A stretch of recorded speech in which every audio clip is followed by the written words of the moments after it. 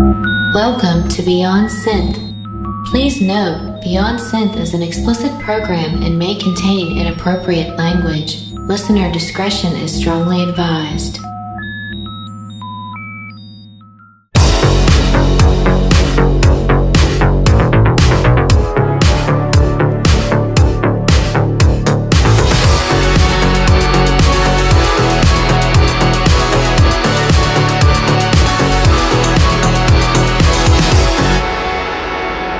Hey there, welcome to the show. My name is Andy Last and you are listening to Beyond Synth. This is episode 93 and my guests today are Matos from Montreal, and they obviously make really cool music and are the musical driving force behind the film Turbo Kid, amongst other things, and they're super talented dudes, and we will be talking to them in just a little bit. But first, we gotta play some cool music, take care of some business. You know what I realized? We haven't done junk email in like a month. It's been a while. I know my listener Jeff Harrington junk emailed Jeff. It's his favorite segment of the show, and I haven't done it. So we'll do that today. Maybe check out the mailbag. Who knows? I literally have a backlog of junk email now. It's been a month since I've done this segment, and I feel like a stack of like 40 to read. And they're all terrible. It's not like it's going to be worth it. But anyway, that's neither here nor there. Let's listen to some music and then we'll do some stuff. And this is a track by Scandroid off the Scandroid album. And this track is called Destination Unknown.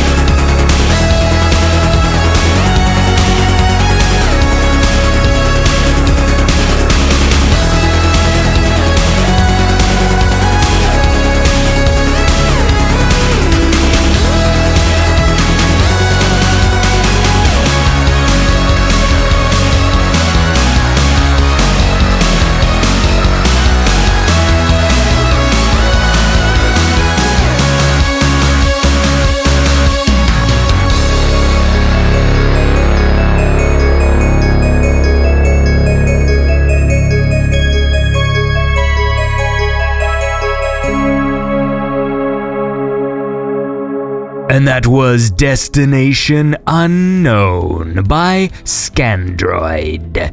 And of course, if you want to check out the artists that I feature on the show, all that information is up on the SoundCloud page. So if you just go to SoundCloud when the Beyond Synth episode is posted, just click the More Info button, and then you'll see all the artist links to all the artists featured on the show. And that's the best way to check them out. Their Facebooks, their Twitters, their Bandcamps, their iTunes. It's all very exciting. Oh, speaking of Twitter, you can follow me on Twitter, man. It's at AndyLast. That's me on Twitter. That's just basically the Beyond Synth account. I don't really post too much personal stuff. Although, last week I did proclaim that I just discovered honey mustard. So sometimes I do post personal things, and they're really personal. I mean, I think they get down to the core of the average citizen. You know, I strike a chord with them. It's true.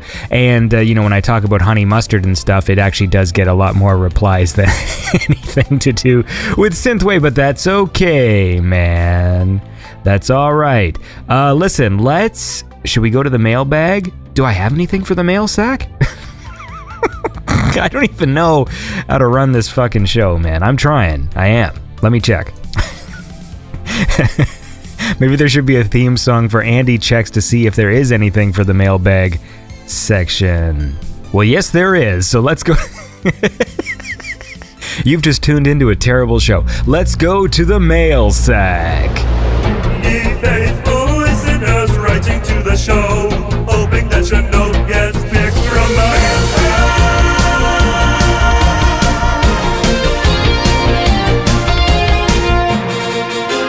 All right, and this letter is from the Bizarre Cast. And he says, mail sack, because he put a bunch of A's in it. I hope this letter finds you well. I write you from a world where Kevin Costner is my postman. A post-apocalyptic wasteland. A fine, well-worn trope in the synthwave scene. Andy, I write to you this day with my blight. I come from a world born from fear. In this world, one must learn to adapt. I turned others' misfortunes into a budding enterprise, for you may know me as the trusty Patterson. I am the Fear Merchant. I braved the elements to get this letter to you. I want to let you know you continue to do a stand-up job and entertain me each week to no end. I've already spread the seeds of greatness to a few friends of mine, and they all enjoy the show. Beyond Synth is a great blend of music and good banter. Keep up the good work, my friend. From the Bazaar from afar, your boy, the Fear Merchant. And that was a letter from the Fear Merchant, read with dramatic gusto by me. So thanks, buddy. That's some nice stuff. He's saying that Beyond Synth is a good show. And you should believe him.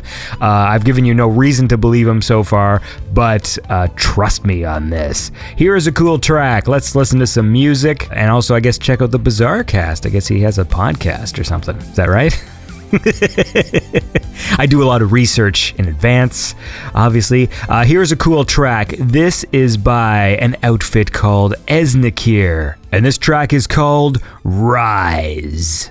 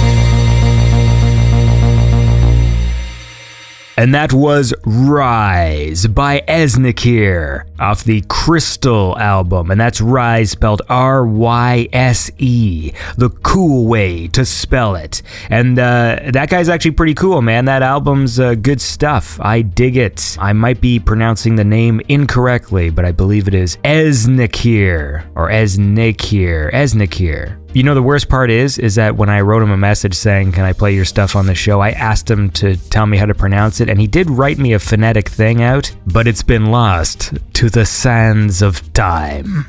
So, listen, this one's for you, Jeff Harrington. This is the junk email folder.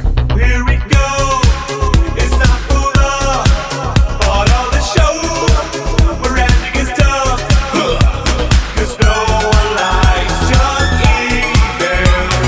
We don't like junk emails. But when Andy gets junk emails, he reads them out loud on the show. Hour 85. All right, as you know, I like to go through my junk email folder and read the mail I get there because I never have anything to talk about. This email is called Attention. I apologize for any inconvenience my message might cause you. I am Mr. Barry Mullen.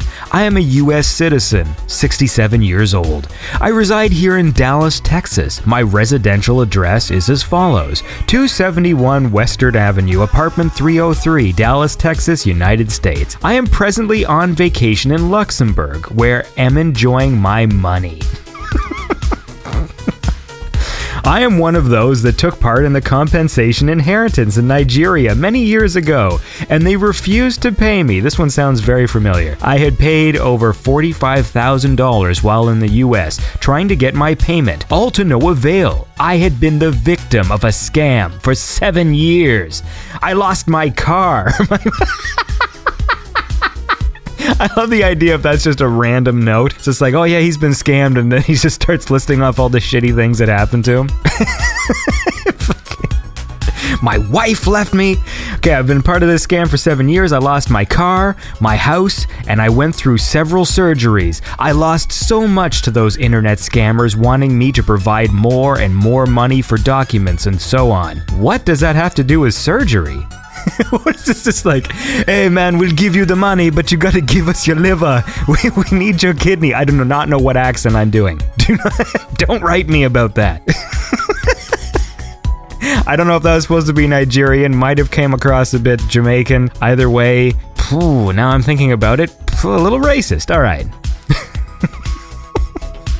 So I decided to travel down to Nigeria with all of my compensation documents, and I was directed to meet one Agent Matthew Phillips of the SSS and Rooney Security Agency, who is a member of the Compensation Award Committee, and I contacted him and he explained everything to me. He said, whoever is contacting us through emails are all fake. And I'm glad it took meeting with a member of the SSS to clue in fucking Mr. Barry Mullen that he's been scammed for 7 years. How long?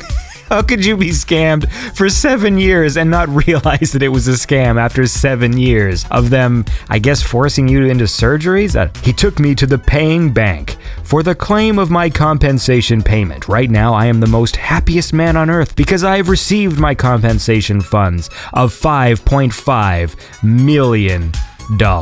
Moreover, Agent Matthew Phillips showed me the full information of those that are yet to receive their payments. Don't know why he would do that. And I saw your name as one of the beneficiaries and your email address. That's why I decided to email you to stop dealing with those people. They are not with your funds. They are only making money out of you. I advise you to contact Agent Matthew Phillips. His email address is matthew.desk@foxmail.com. That's like a Metal Gear thing. Once you contact him, tell him that you got his contact from me. Email me if you need further clarification. Okay, I need a bit of clarification. So, Matthew Phillips, the agent from the SSS and the Rooney Security Agency, has a list of all the people who are owed money, but is not going to contact them unless some random dude who's been scammed for 7 years travels to Nigeria and then reads the list and then emails the people who are on that list? How does that work? Listed below are the mafias and banks behind the non-release of your funds that I managed to sneak out for your kind perusal. What? he's just... What? And now it's just a list of 32 names that are the mafias and banks that have been scamming this dude, and he's just given me the list for me to look at. I like that. For my kind perusal. Well, there's Professor Charles Soludo, Senator David Mark, Michael Edward. This sounds kind of like I'm reading my Patreon. Chief Joseph Sanusi, Sanusi Lamido, Dr. R. Rashid, Dr. David Coffey, Barrister Awali Uglogla, Dr. Jim Ovia, Zenith Bank. Hey! That's one of the names from the junk emails I read like last year. Agent Mark Johnson, Mrs. Anita Johnson, Dr. Godwin. These are... These are... I'm literally laughing because these are the same names that they used in the other scam emails that I read so long ago, but I recognize those names. You really have to stop dealing with those people that are contacting you and telling you that your fund is with them. It is not in any way with them. They are only taking advantage of you, and they will dry you up until you have nothing. The only money I paid after I met Agent Matthew Phillips was just $300 for the paperwork. Take note of that. Once again, stop contacting those people. I will advise you to contact Agent Matthew Phillips so that he can deliver your fund instead of dealing with those liars and crooks that will keep asking you for money. Thank you, and remain blessed. Sincerely, Mr. Barry Mullen. Well, thank you, Barry Mullen. Your succinct warning means a lot to me. So, let's listen to another track. This is a track by a group called Fragrance. They're French, and here's a cool track. This one's called Lust for Lights.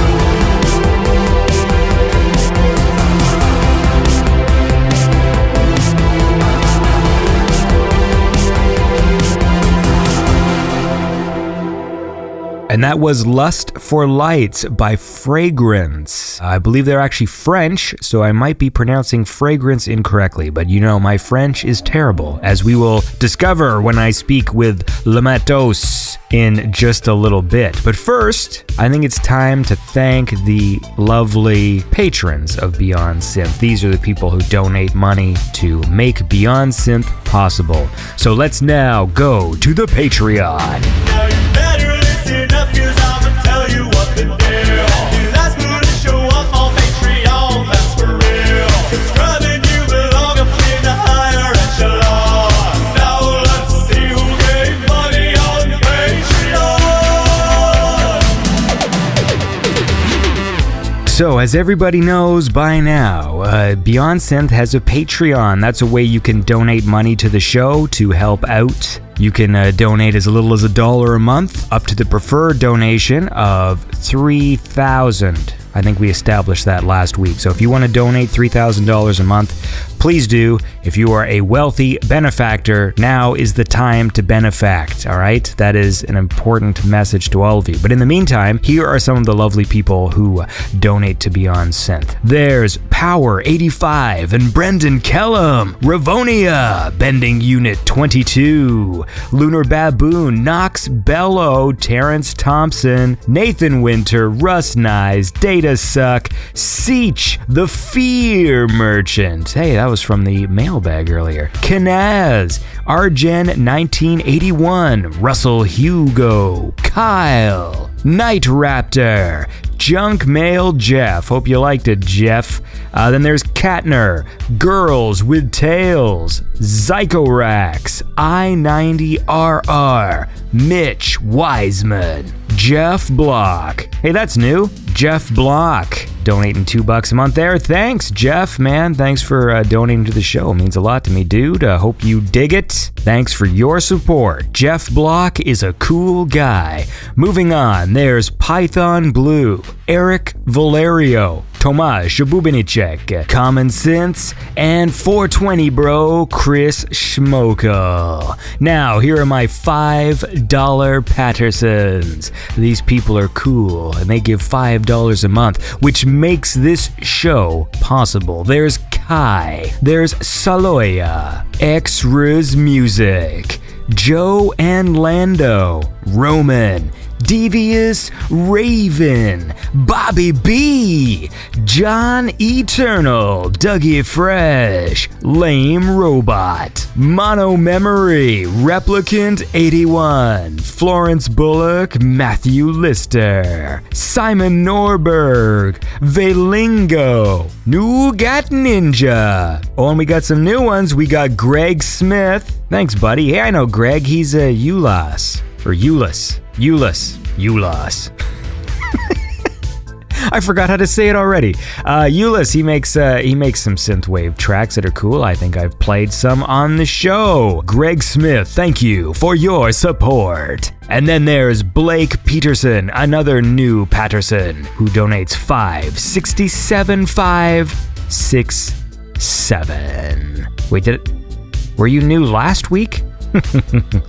I'm not very good at keeping track of who is a new donor or not, but thank you very much for your support. And of course, with the 2 donations of the beast, there is Hellroy and Lucas Ceballos, 666, the donation of the beast. And now my lovely $10 Pattersons. You guys are great. I'll tell you why, because you donate $10 a month. And the people who donate 10, if you donate like that for a few months, I make a special video shout out. And they're all custom made just for you to make you feel special, because I appreciate it a lot. There's Trevor Resnick, Colin Bennett, Fraser Davidson, Victor Garza, Ezra Van Dam, Winfield, Will Lowe, and Jacob Wick. And if you want to check out some of those video shout-outs, you can check out the Beyond Synth YouTube page, and that's where I post them. Anyways, guys, that was the Patreon. Let's listen to a track. This is a great one from Sunglasses Kid's new album, Graduation. This is Runaway, featuring S.J. Bravo.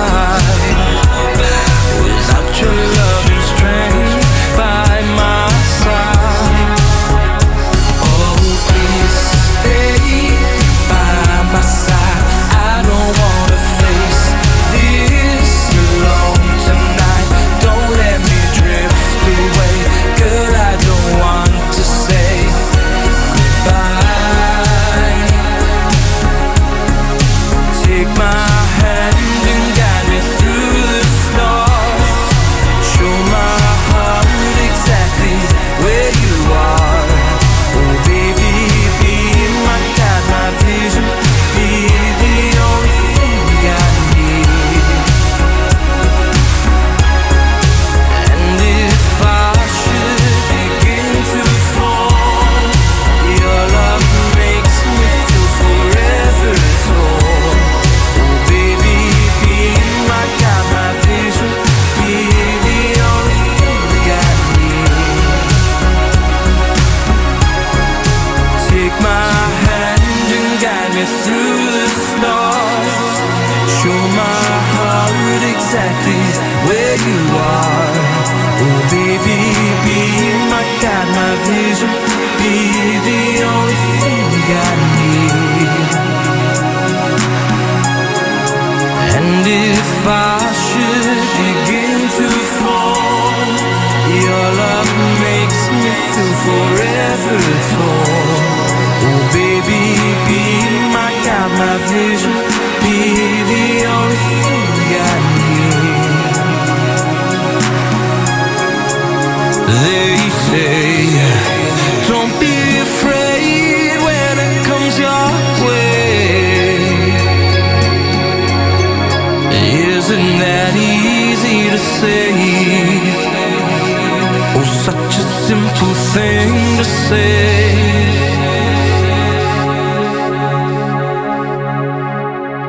And that was Sunglasses Kid with the track Runaway featuring S.J. Bravo off the Graduation album. And you should check out that album because it's really good. You'll enjoy it if you dig the Sunglasses Kid sound. If you listen to that album, you'll be listening to the Sunglasses Kid sound. And that is how I'm going to sell it to you. Also, I make a little appearance on it, but I don't want to tell you where. It's a surprise, because I am good at surprises. So I guess all that is left, maybe we'll play another track, and then we'll go to my conversation with Matos. I'll tell you one thing though, I am having a hell of a time. I've been, trying to set up these emulators on my computer, right? You know I like to play GoldenEye, and man, computers are a big pain in the ass, dude.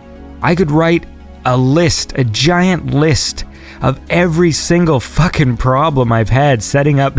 Like, I understand emulators, okay, fine. Like, that, you don't know what you're gonna get. Some of them don't work that well. But when it comes to like controller support and stuff, just yesterday I bought 2 new controllers as a test. I got a wired N64 USB controller because I thought that'd be cool to have to play N64 games with.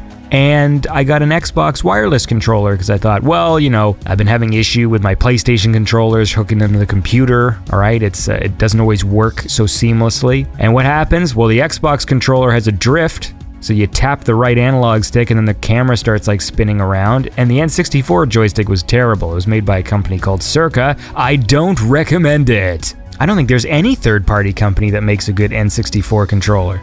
I mean, I've been online and looking at the reviews, and every single one gets bad reviews. I was so excited because there was this one by Retrowave, or was it 8BitDo?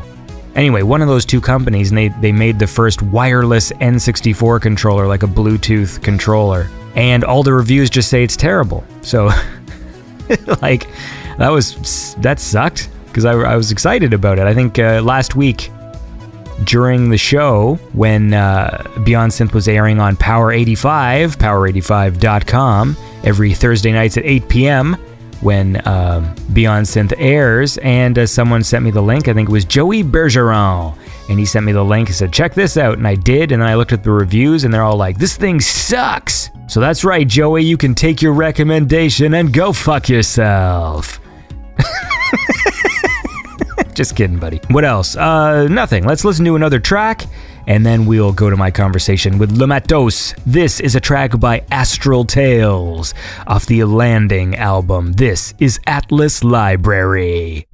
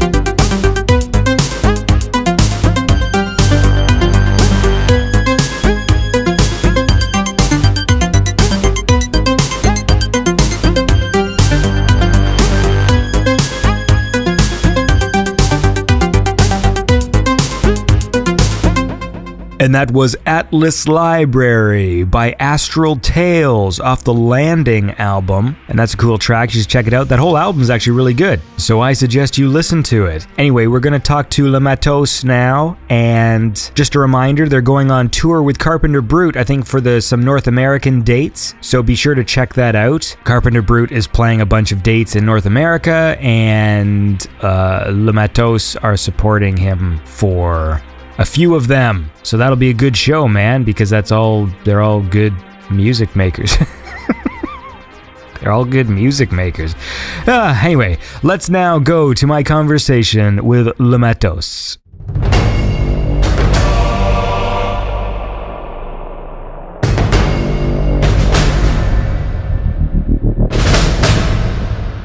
All right, well, I'm this is a good question. How do you say it? Because I say Matos, but like, is it Mato? No, you're close enough. It's Matos. Matos, like that? Yeah, that's it. Yeah. All right, well, I'm here with Matos, Jean-Nicolas, and Jean-Philippe. Is that good? That's perfect. My mom is French, but like my French is terrible. And I do try and speak sometimes, but it's really, really bad. When I have like Perturbator on the show, I do like my fake French with him, but he's like Parisian French. Yeah, it's a totally different thing. Yeah. French from Montreal is like half English, half French. Yeah. So it's all I know is hamburger. Frites. The frites, most of my French stuff always comes from the making fun of the Paris French, like the Ooh, Champs-Élysées. What's his face? The fucking Joe Dassin. That's the one. that's it. Well, see, my mom's French, and so she like listened to lots of that stuff. When I was a kid. French Canadian or French from France? She's French, France. Oh, okay.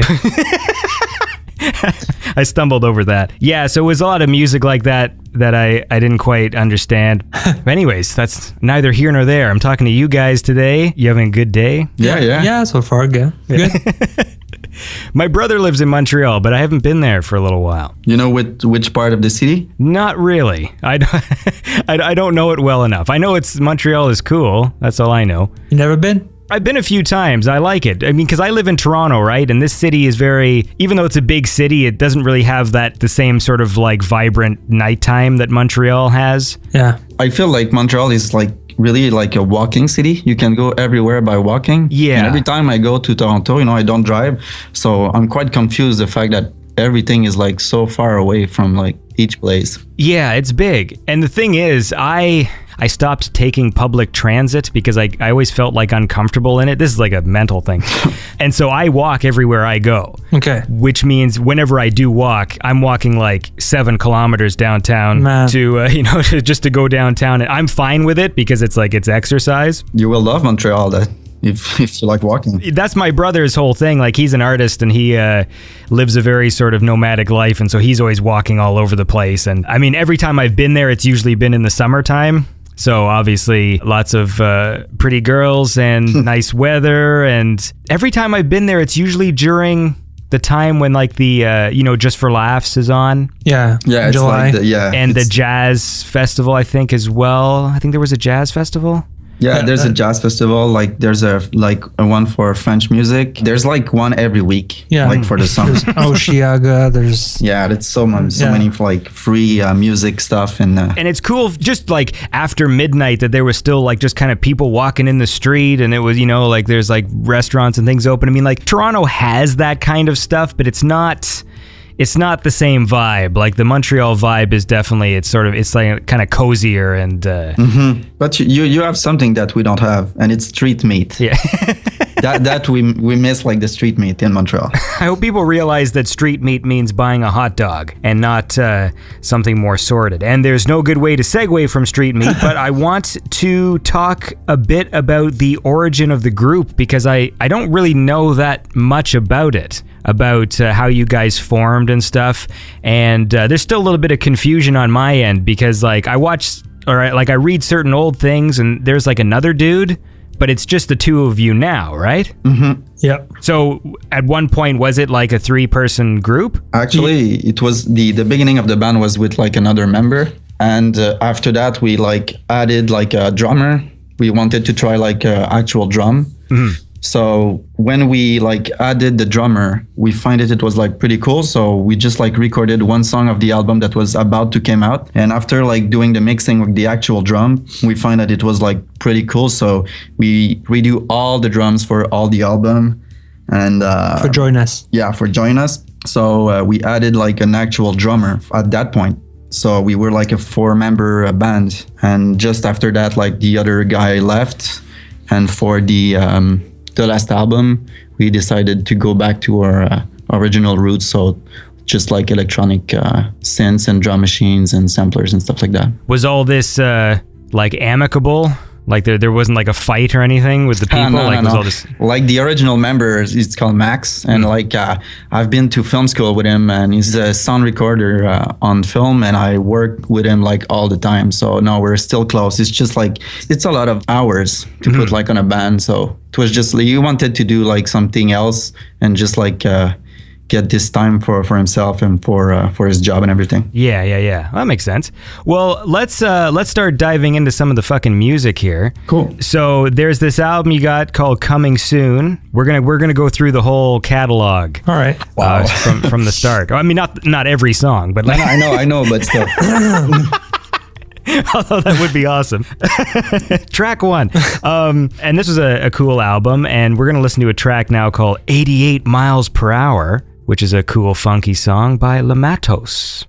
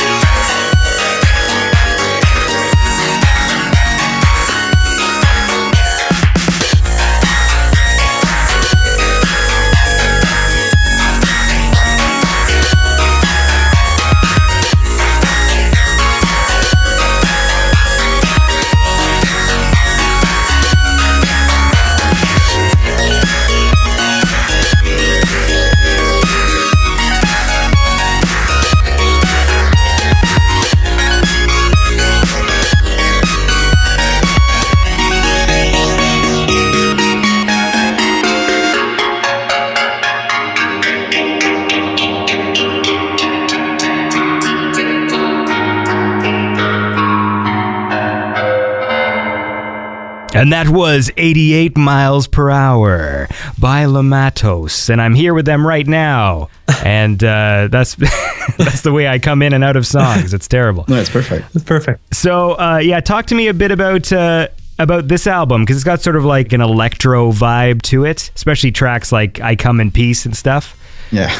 Well, back then the sound was pretty much distortion was kind of popular, so we just fucking put distortion on everything and just see how it works out. Yeah, when we were started out like in 2007 making music, Justice was like a big deal and like Human After All. So all the Headbangers crew and everything. So for sure we were like maybe too much inspired by them, like Boys Nice and stuff like that. Right. At first we didn't like do actual live, so we were like DJing and stuff like that. So we wanted like tracks to make people dance and be maybe more like bangers and in your face type of thing. Sure. Yeah. So a couple of tracks of the album. This album was like really like all the stuff that we didn't wanted to put like on an actual album. So it was kind of like just a B-side and stuff like that. So for sure there's some of those tracks that are pretty hard and like with too much distortion and trying stuff.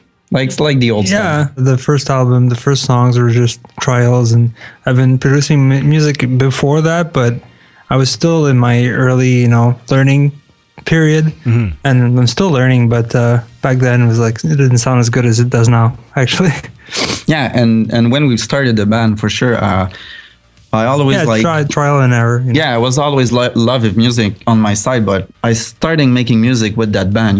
It was the first time I actually like play synths and everything. Jean-Nic was making music all his life, but I'm more like someone who's in film and stuff like that. It's just because we were like roommates that we started to make music, and so maybe that's why like at the beginning it was a bit like searching his sound, or I don't know. Yeah. Talk a bit about the music video, because that's fun for 88 miles per hour. The tapping feet. It was a cool video. Yeah, the idea was like to remake the opening credit of Footloose, the original Footloose, that I'm a huge fan of. And the idea behind it was like making like title credits using like names like the actors, but it's actual peoples from the Montreal scene at that time making music, or like DJs like party photographers and stuff like that. So it's all their feet that are really dancing there with their names. I like I don't know if you'll get the reference, but you know the way you guys look with the glowing eyes? Have you ever heard of a group? It's like a French disco group from the 70s called Milkways. No, I never heard of it. All right, look it up. I mean, you don't have to do it right now, but I'm doing it right now. no, there's this group that it was like a late 70s disco group, these French dudes, and they just wear like white pants and no shirts, and on their album cover they have the glowing eyes. What's the name of the band? Milkways? Milkways. Oh, Ways. Like MILKWAYS.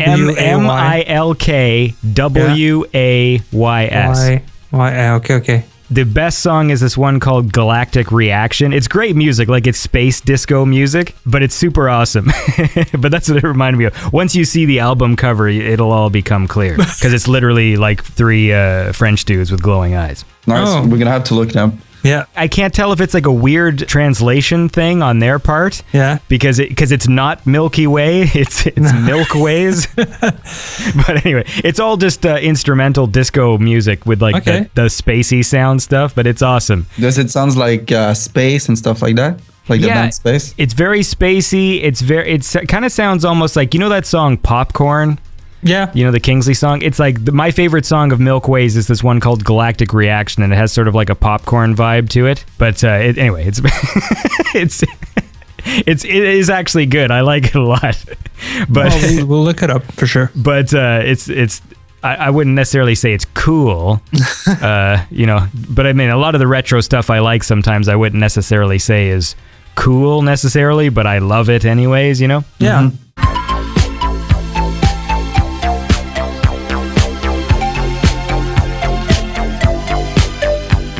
Now, I want to talk a bit more about this album. There was a cool track called Retired, which was a sort of cover of the Bladerunner theme. I mean, like, the track kind of pulled in a bunch of Blade Runner-y elements, but it was basically a cover, right? I think it's a cover because it really is like the actual... The melody is the intact, same melody. Yeah. But it's like with her touch, I guess. Yeah. It's the Matos cover of the Blade Runner theme. Yeah. Because that was cool. I mean, at first when I was listening to it, because you did those Blade Runner-y kind of sounds, it's hard to explain. The drum, like, Yeah, the, yes, the, yeah, the, yeah, the, yeah, the yeah. kick drum, the Blade Runner kick drum. Yeah, we still use that for like the beginning of our shows. It always like follow us since the beginning of our band. Yeah, the low kick there, yeah. Yeah, because it sounds wicked. Are you guys big Blade Runner fans? Yeah, definitely. I am, yeah, for sure. Okay, just checking. It's important to me that people like the film. And now, you said you guys both went to film school.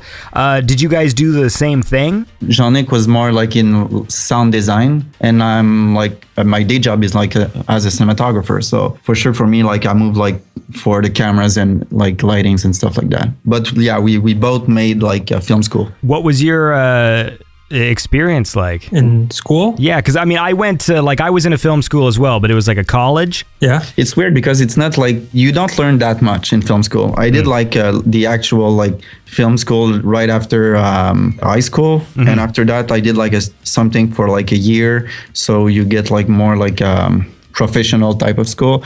But since it's not specific, they don't show you like the actual filmmaking experience, like what you do on actual sets and stuff like that. Right. So it's a good thing I think it's good for film studies, but for actual, like for making film, it's really like just like the basics. Yeah, exactly. They give you the basics and then like you have to learn on the field. You know? Yeah, because I found, I mean, with my experience anyways, like I went to a college and it was a bit more technical, which was good. Like our course wasn't so much theory. Like I find like when people go to sort of university film schools, there's a lot of theory class and like art classes and stuff. Whereas we did a lot of like hands-on time with equipment and things like that. But it's the same sort of thing as like when school was over. It's like it was almost the most important thing that I got out of it was just the people I met. Yeah. Because those were the people that had ended up, you know, getting you work.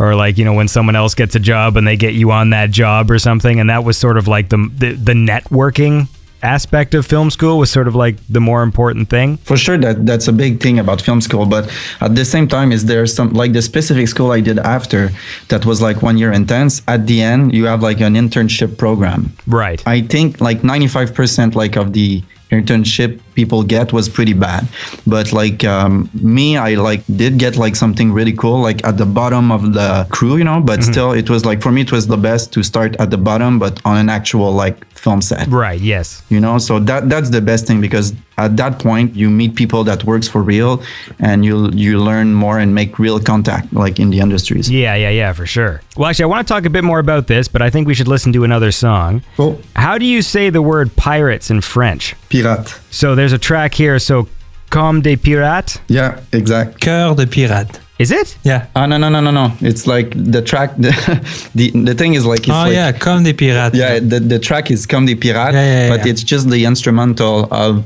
the remix we did for a girl called Cœur de Pirate, like pirate arts in French. She's So- pretty big now.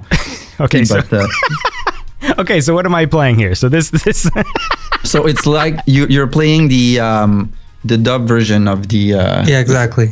of the remix. Of the remix of So you did Cœur a- de pirate, Comme des enfants. But that's why it's like Comme des enfants is the name of the track. It's pretty messed up. So you did a remix for another artist, and this is the Exactly. instrumental of that remix. Yeah. Yeah, that's it. But I am correct in that it is called Comme des pirates. Yeah. It's perfect. Yeah. Okay, good. All right, let's listen to it.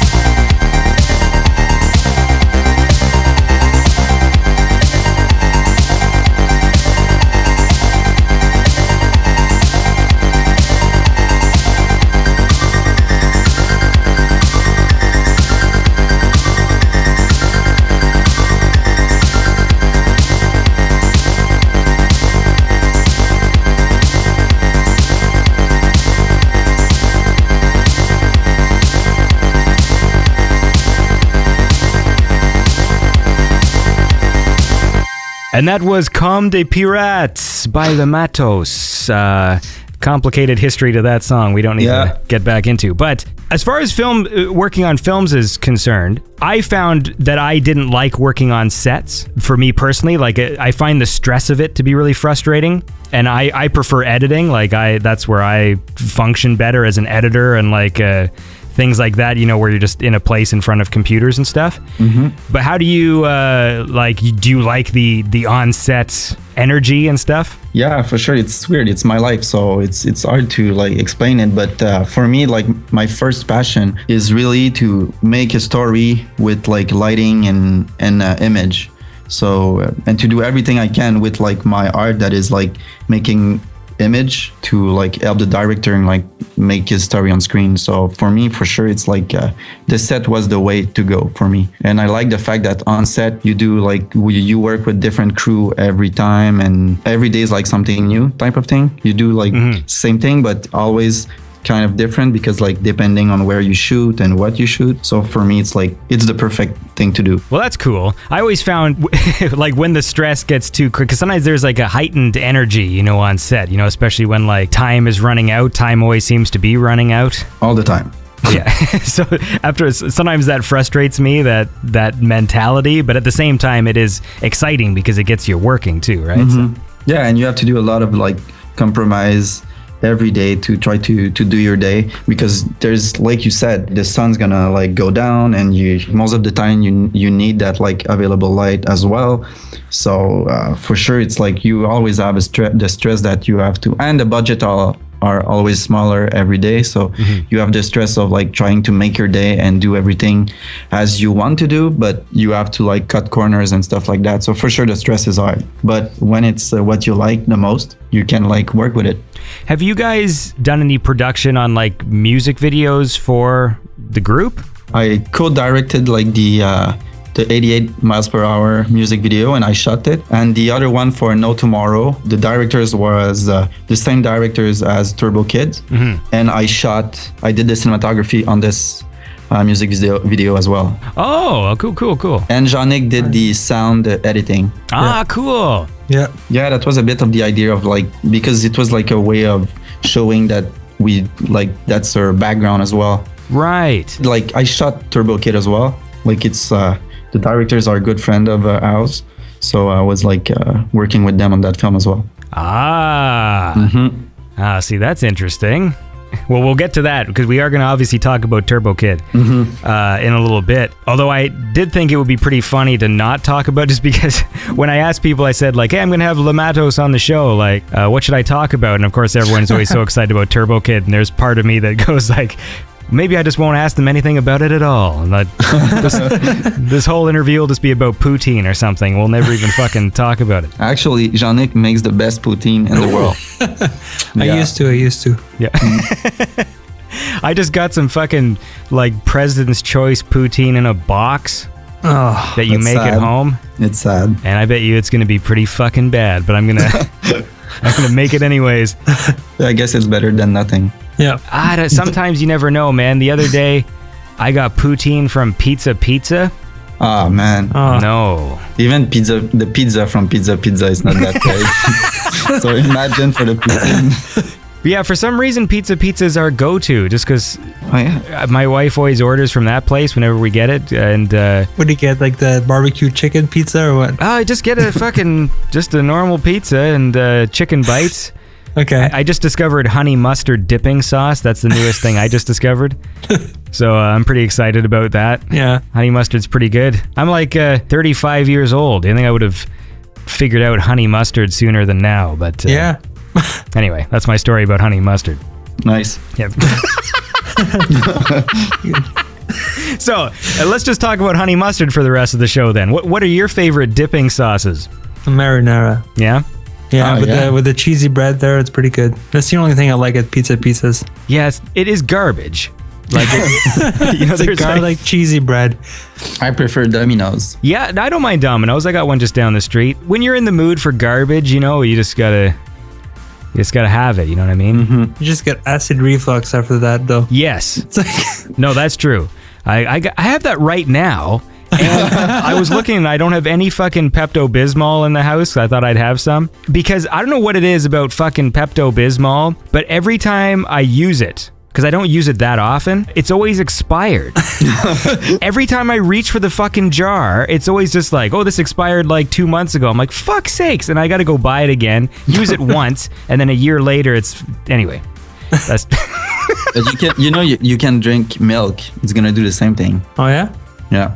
I could do that, I suppose. Yeah, it's like anti-acid, so I don't like milk at all, but I noticed. Well, see, that's tricky for me too, because like I think I'm mildly lactose intolerant, like not enough to ruin my life, but enough to give me like kind of a headache sometimes. Like, so your choice is like having like problem with your stomach because you can handle milk, or having problem with your stomach because you have like expired medicine. It's not good. I think you're fucked. Yeah, and let's all take a moment to acknowledge how lame my life is. Yeah. Anyway, we're gonna move forward here, forward in time to a cool album. Oh, now I'm gonna have to read this in French, right? I want to say, or I can do it in my terrible, when English people horribly pronounce French things. Go ahead. Like 58 minutes pour vivre. Yeah. But you need to translate the 58. Yeah. 58. Yeah, that's perfect. It's good. 58 minutes pour vivre. Yeah, good. All right, pretty good. My French is terrible. Right on. The only good French I know is enculé and what else? I love because the Quebec ones are all the religious ones, right? So we got tabernac and tabernac. Yeah. Hostie, sacrament, calice. Calice. Yeah, calice. That's all. I love the idea. Every time I have French people on, that's all I ever concerned about is just the swear words. It's always like that, yeah. It's a very mature show. Yeah. We'll just listen to that song because it's a fucking awesome song. So let's listen to it right now. This is 58 minutes pour vivre.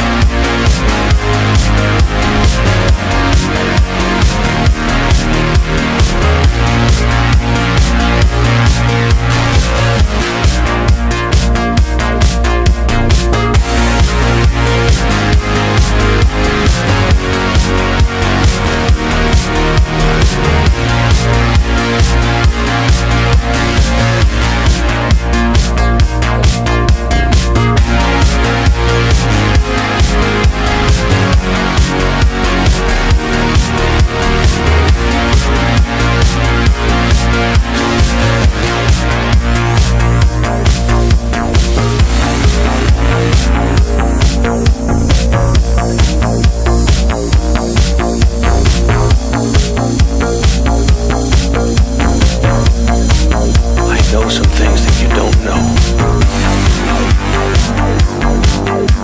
It's going to be very difficult for you to understand it. 5 billion people died in 1996 and 1997. That's the entire population of the world. About 1% of us survived. I am simply trying to gather information to help the people in the present trace the path of the virus.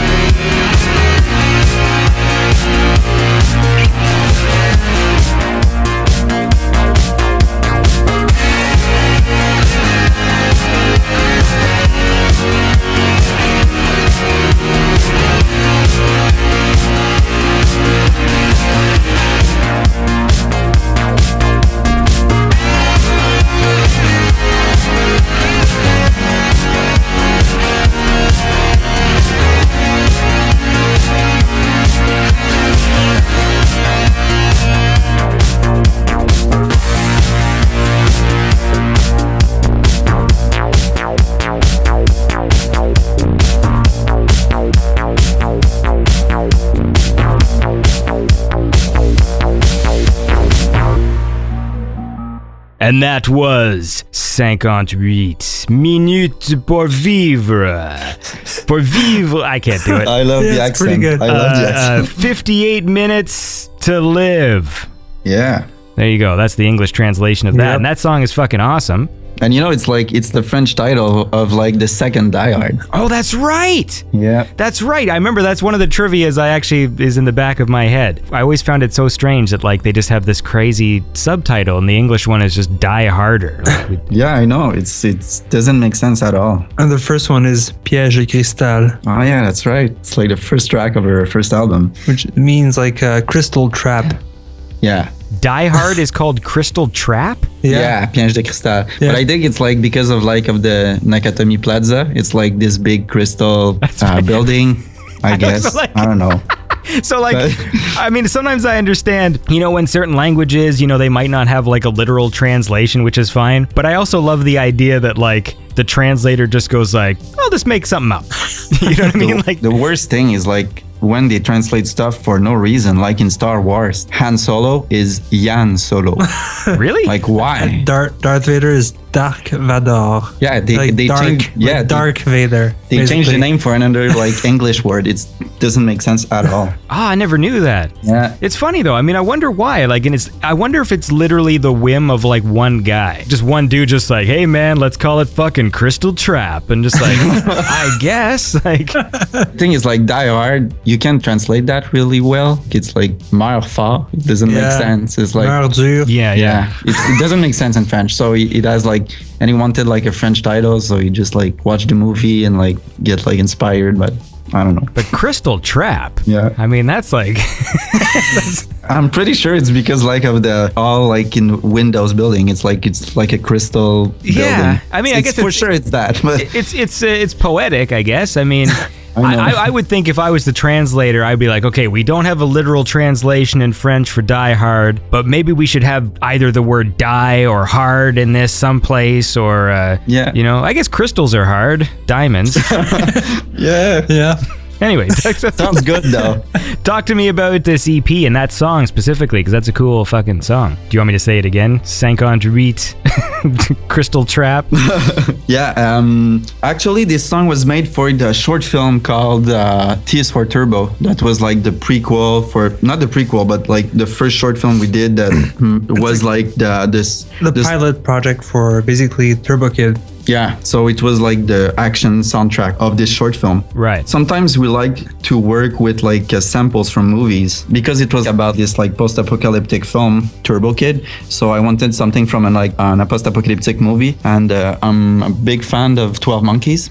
So it's the same actor as like Die Hard. So I guess that's why 58 Minutes pour vivre was like the title of the track. Everything like kind of came together because of that. I mean, I'm going to ask a bunch of really basic and silly questions now because I haven't really read too much of the genesis of Turbo Kid other than, you know, seeing it and stuff like that. And I never knew how involved you guys actually were with that project. Well, I'm discovering all this right now, which is cool. Cause I mean, like from right until this minute, I was just thinking like, oh yeah, they just got, Matos to score the film. Like I never knew that there was this deep connection. When I was going in and I saw that, I mean, obviously on this EP, there is a track called Rise of the Turbo Kid. Mm-hmm. Yep. And I sort of naively thought that like, hey, maybe the directors were going to make some film and they were inspired by the track or something, because the artwork has, like the kid with the helmet and stuff. I mean, I guess that's a really long-winded way of asking like when did the Turbo Kid project start, and exactly what is your connection to it and that of the director of the film as well? Like, were you guys all planning this for a long time, or whose idea initially was it, and all that stuff? It's like those three directors. It's like two guys and a girl. They call themselves Roadkill Superstar, and it become like RKSS now. I started working with them years ago. Before I was like making music with Jonic actually, and I was making short film, like horror short film with them as a DP. And at some point we started making music, and they're starting to make short film too, and they wanted to go with like in festival and stuff like that you need licensing free music and stuff like that. So they did ask us like if we wanted to make music as well. So we started making music for the short film, and right before we were making music, Jonic was like making the sound design for their short films. Yeah. Oh, cool. So yeah, it started like really, we were making films before making music, and we started making films and everything with them, and we became like really close friends. And at some point after making like short film, like a fake trailer of Ninja's films and stuff like that, there was like this contest online called ABCs of Death. I don't know if you heard of that. Yes, yeah, I remember that. Yeah. So like when the first one came out, the letter was T. So we did like a short film called T is for Turbo, and it really was like the basic stories of like Turbo Kid trying to kill that guy Zeus to bring back this girl with him. And the soundtrack for that was like 58 Minutes pour vivre was like the main kind of thing. So we did this short film for the contest, and we finished like first online for like the votes and everything. But the other directors who decided like for the final, like the three best one from online, they decided like to go with what's it called? T's for Toilet. It was like stop motion animation. It was really good. I think it was like a good way to choose this one because it was really different with everything, because it was like stop motion. Sure. But the fact that the producer from New Zealand was in love with Tears for Turbo, he reached to the director and asked them if they wanted to try to do like a screenplay for a feature film, and it will help them to get like the money to make this film. So everything like started like that. And Jason Eisner from Oboe with a Shotgun was like part of the main, the first producer who was like helping out this film. And after he was like financed by the Telefilm Canada, who decided to help out this project with the New Zealand Film Board. So yeah, a couple of like friends trying to make film for fun had like $1 million to make a movie. Yeah, that's fucking awesome. Yeah, that's crazy. So yeah, the fact that like we're close with them, their friend. We're always like making music for their short film. I'm always like doing the cinematography of those films. It was making sense that we were like the actual crew. At any point, like they were asking us, do you want to do the film? It was like normal that we were part of the crew from the beginning. So Yeah, well, let's listen to the track, Rise of Turbo Kid, now, and then we'll continue this chat. So this is Rise of Turbo Kid by Matos.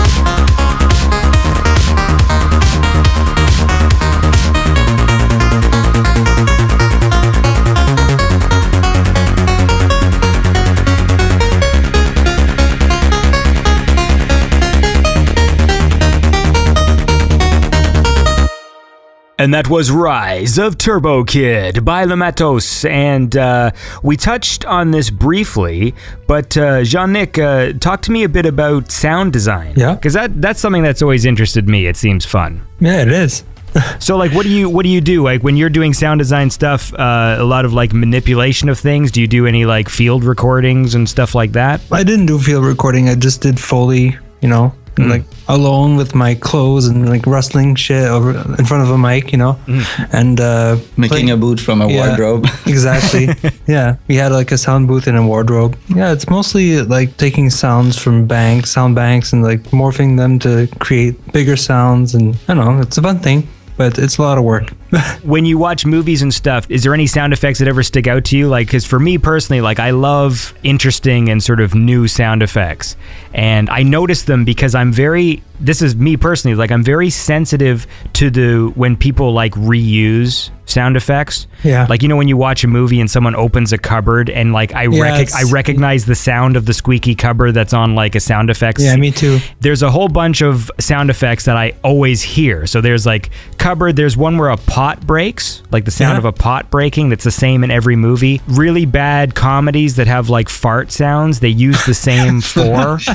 The raspberry sound. Yeah, cats meowing. Yeah. It's like the same three that they've used in Hollywood since like the 70s. Like it's the same ones. There's also a woman gasping whenever there's a crowd and like people go like like that. Yeah, and it's the same one. I mean, obviously people always recognize things like the Wilhelm scream and stuff. Yeah. You have the truck, the truck that's passing by goes, Yeah.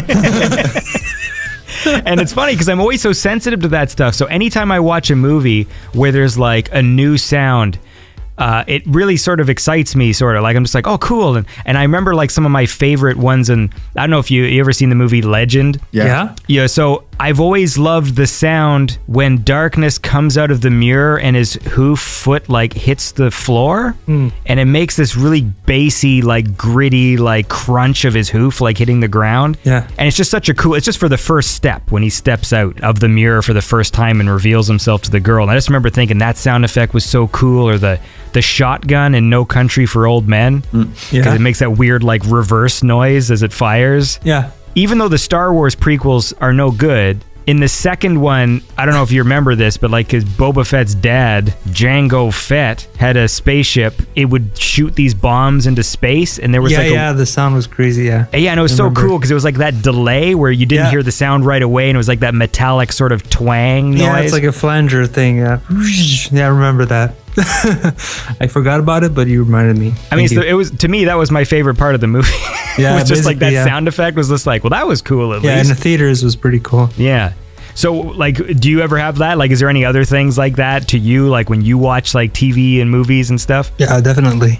Yeah, I always get like when there's a lot of bass. Usually, I enjoy it.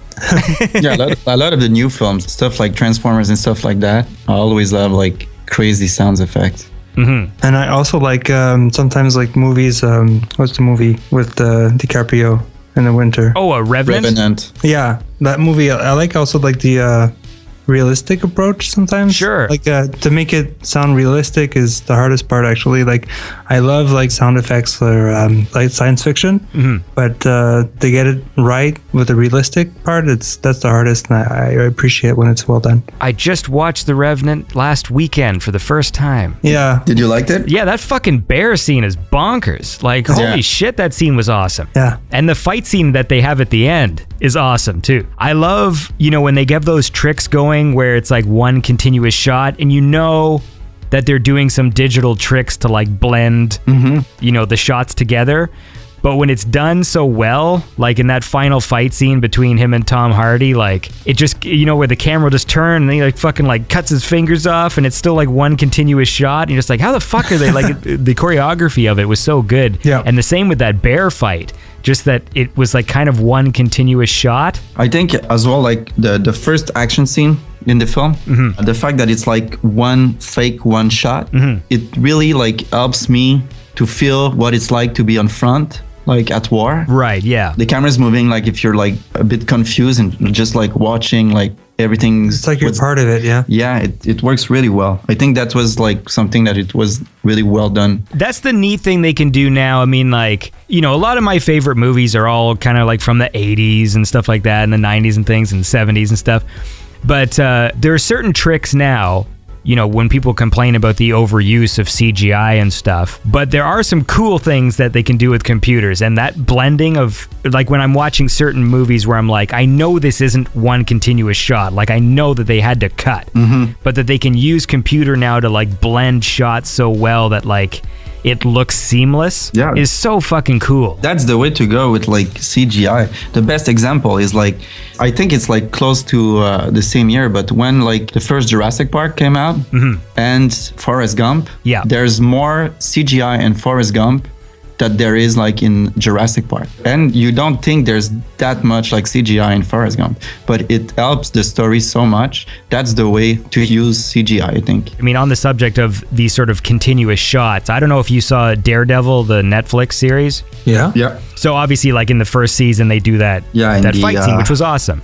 And what I liked was I've been seeing so many, you know, these big budget Hollywood movies where the fight scenes are a little bit over the top, and it's always cutting, and it's a lot of sort of flashy stuff. That with Daredevil, that hallway sequence, I just felt that the actors actually had to rehearse, you know, and there's something to me when I feel that there was like rehearsal that went into it, and that they choreographed this whole big thing, that it makes it more impressive to watch. It's almost like when you watch an older movie, you know, from like the 70s, and it'll be like this big like 5-minute scene, and like the camera never cuts, and it's just sort of impressive that, hey, they memorized all their lines, because it's like now with movies you feel like they say 2 lines of dialogue and then they cut and then they switch angles, and you don't get the impression that the people actually like, you know, had the whole scene worked out. At the same time with action, you know, if you get like a long scene in one cut for action, it's hard to like des matelas, c'est quoi?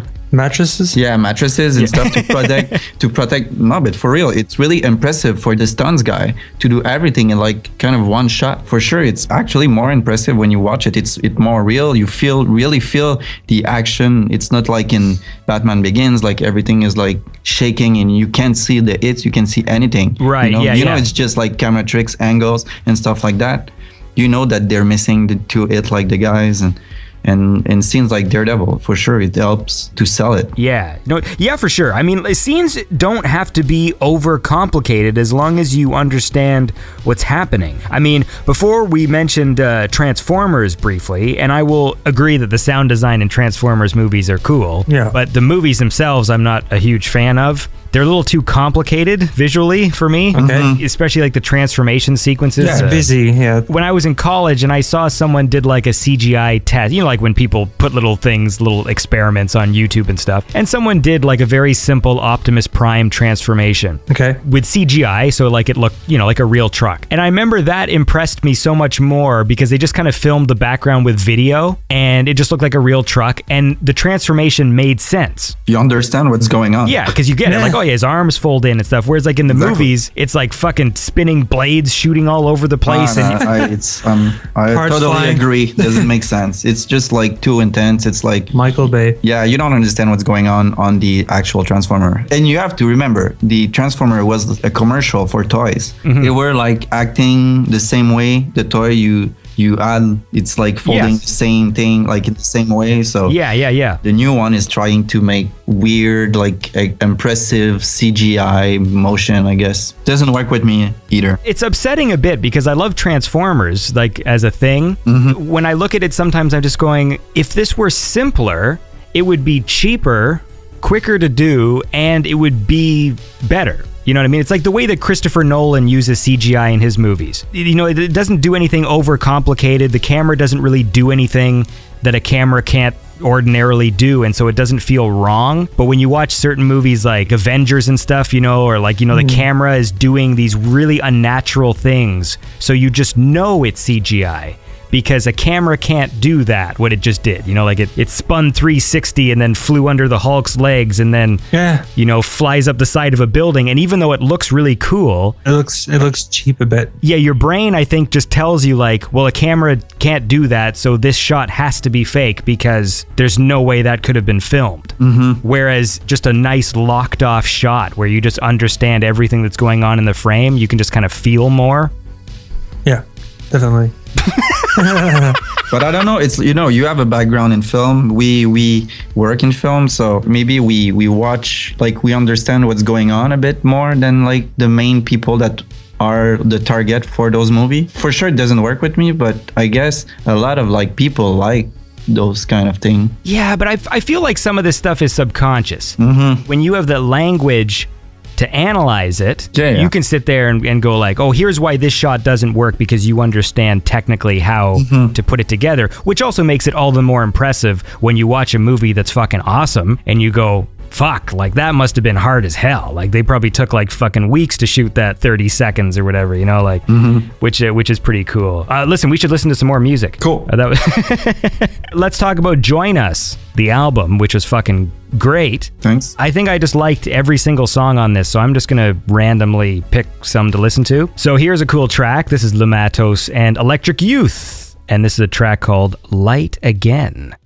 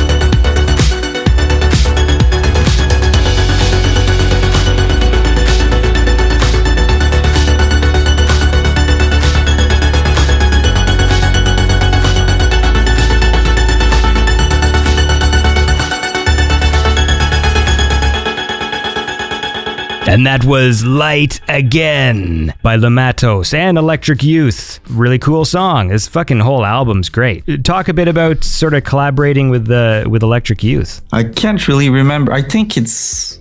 We spoke with David, like with college back in the days. We're like kind of huge like Valérie fans, and college really loved like our remix for Cœur de Pirate. We're bringing back that pirate story now. Yeah. But yeah, so because of him, we spoke to him online. He used that track on one of his mixtapes. So when he came to Montreal to do a show, it was with Electric Youth. So I think we met them. Is it there? I think we spoke with started them. working on the song before that show. Oh yeah. Yeah, I think you contacted them or something Maybe like that. it's like It's pretty, I don't know why we don't it's a bit remember foggy, anything. yeah.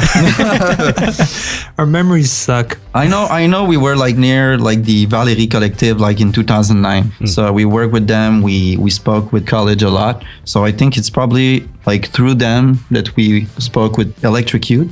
And they're from Toronto as well, so they're not that far from us. We spoke with them and we asked them to be featured on one of our tracks. Yeah, we basically had the track all done and everything, and we just sent it, and she sent back some vocals on the track. She asked us to down pitch it a bit Yeah. because it was too or up pitch it was too low. Yeah, we were too dark. Yeah, exactly. So we redid, we transposed all the track to something else. Yeah, 2 semitones up, and then that was that. So it's a pretty straightforward collaboration then? Yeah.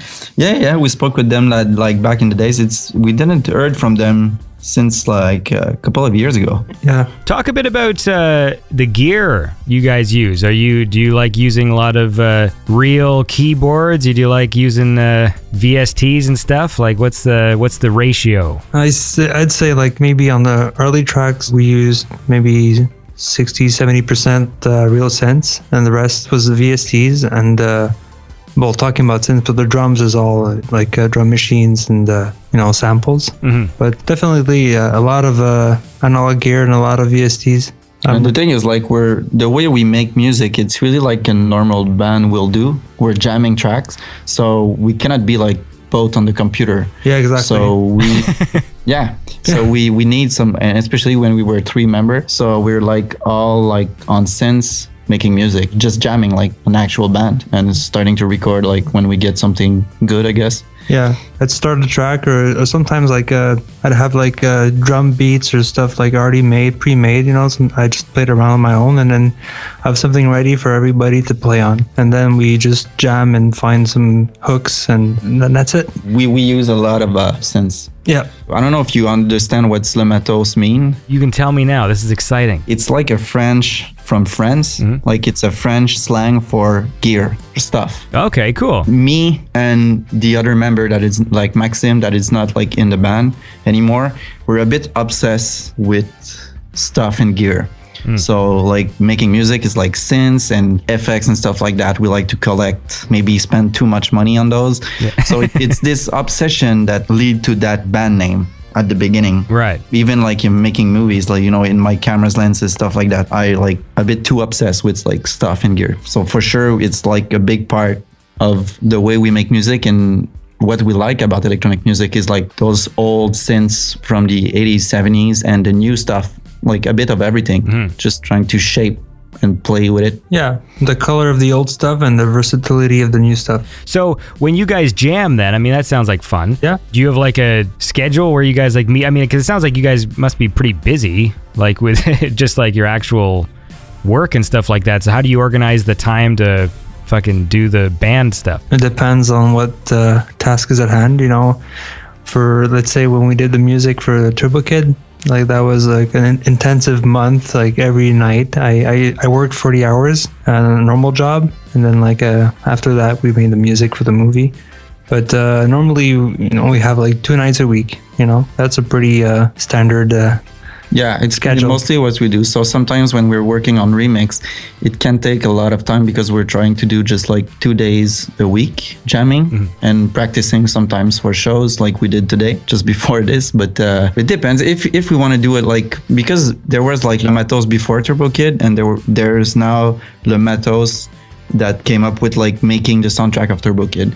We changed the way we work since that film. So now we're trying, when we do something, we're gonna put like more time on a project. We did like another score for a web series last year. The web series out, but the score is gonna come out later this year. Okay. It was like a job, so we were like working every day for this. That sounds fucking intense. Yeah, but I guess that's the best way to do it.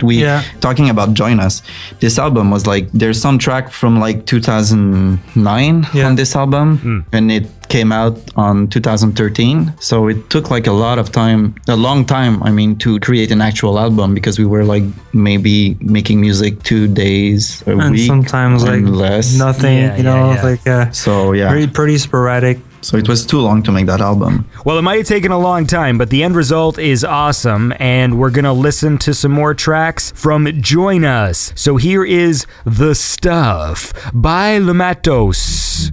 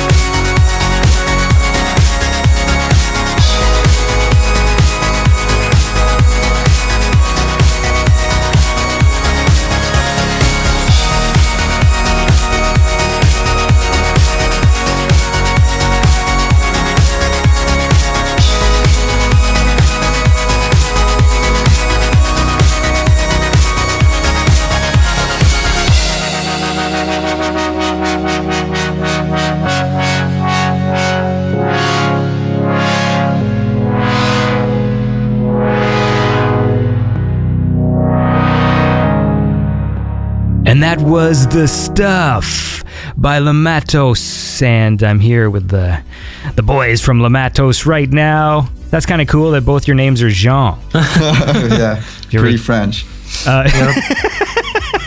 We were just talking before we played this track then about how you've got these songs that are so old that, you know, you're finally releasing. Was any of that because when you have that much time and you don't have a deadline, did you feel more pressure to like make the songs perfect, or do you feel like you maybe spent too much time thinking about stuff and maybe that was the difference when you were just working very concentrated on the Turbo Kid soundtrack because you just had to deliver a lot of music in a short amount of time? Well, yeah. Well, when there's no pressure, basically things don't come out as fast, obviously. But there's also the fact that the tracks were all done, basically, and after that we added the drums, so I had to remix the tracks in order to have the real drums fit in. So that was like another long thing to do, and I think that's one of the reasons why the Join Us came out like maybe a bit later than it should. Couple of months later, yeah, for sure. But for sure, I think Join Us was cool. We just like friend making music when we have time. Yeah. And the fact that Turbo Kid was made, we had like actually 1 month to deliver the full soundtrack, not the part that is called Chronicle of the Wasteland, but the actual soundtrack. So I think it was the first time we worked, like I was not like shooting films or stuff like that during that part of time. So we took an actual month to work on it. So it was like really like a different way to do it, and more, I know it's like stressful because every day you have to nail one scene or two scenes of a film, and you have to, because if you don't, you're not gonna get like a soundtrack at the end. I feel that it's a better way to work for us, like with deadlines, because when we have too much time, sometimes we kind of like, you get tired of the track you're doing, or and then you would just get tired of the track, and then you change something in the track, and then you fuck it up and you don't like it anymore.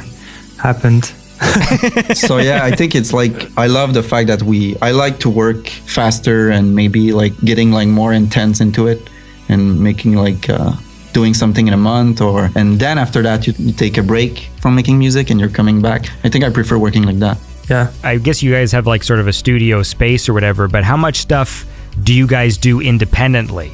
Like still Matos related? I mean, like, do you go home and you continue to tinker away, or do you try and do your work in the studio? For sure, on my part, I do a lot of stuff back home.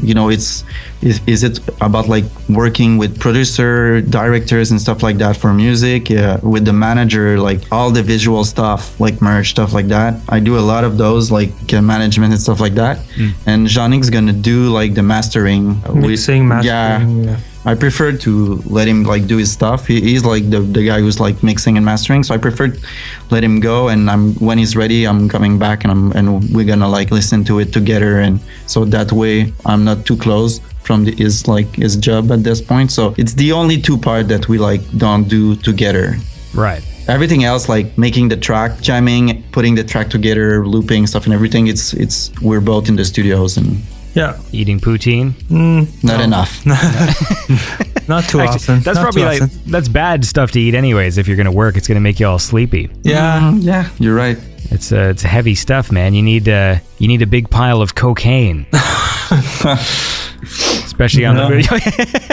And then you followed that up with a sniffle. That was good. Yeah, I don't think it's a good way to work for us. Well, I mean, we still have so much to talk about, but we're running out of time for this episode. So we'll continue this chat next week, and we'll focus on Turbo Kid and stuff. Cool.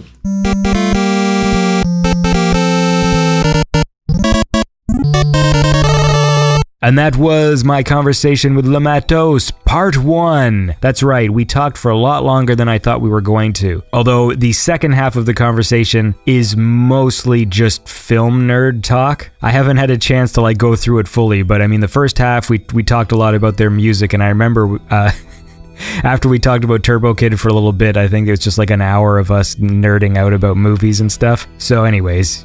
you can look forward to that next week. It's weird because I didn't intend Beyond Synth this season to do so many two-parters, but I already know there's a few more coming up. I don't know if people have a problem with two-parter. I mean, I like them because you get to hear from the guests for a lot longer, but it wasn't my intention. It just turned out that way. A lot of guests I ended up chatting with, we just chatted for so long that it just didn't fit in one show. And that's all I have to say. So tune in next week to part 2 of my conversation with Matos, and for more great music on Beyond Synth, the best synthwave chat show there is. Have a lovely weekend.